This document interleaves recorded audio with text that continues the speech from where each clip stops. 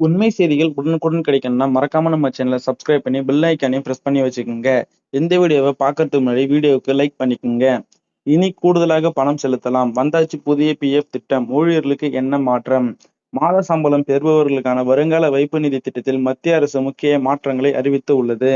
அதன்படி கடந்த 1952ஆம் ஆண்டு முதல் அமலில் இருந்த பிஎஃப் திட்டத்திற்கு பதிலாக 2026ஆம் ஆண்டின் புதிய பிஎஃப் திட்டம் கடந்த ஜூன் 29, 2026 முதல் நடைமுறைக்கு வந்துள்ளதாக அறிவிக்கப்பட்டுள்ளது.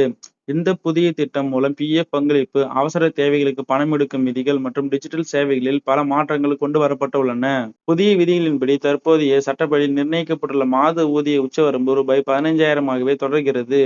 இதன்படி ஊழியர்கள் கட்டாயமாக செலுத்த வேண்டிய பிஎஃப் தொகை அவர்களின் அடிப்படை சம்பளத்திலிருந்து 12% அதாவது ரூபாய் 1,800 மட்டுமே என்பது குறிப்பிடத்தக்கது. இதே அளவு தொகையை நமது நிறுவனமும் செலுத்தும். இந்த நிலையில் பணியாளர்கள் விரும்பினால் 1,800க்கு அதிகமாக பணம் செலுத்தலாம் என அறிவிக்கப்பட்டுள்ளது.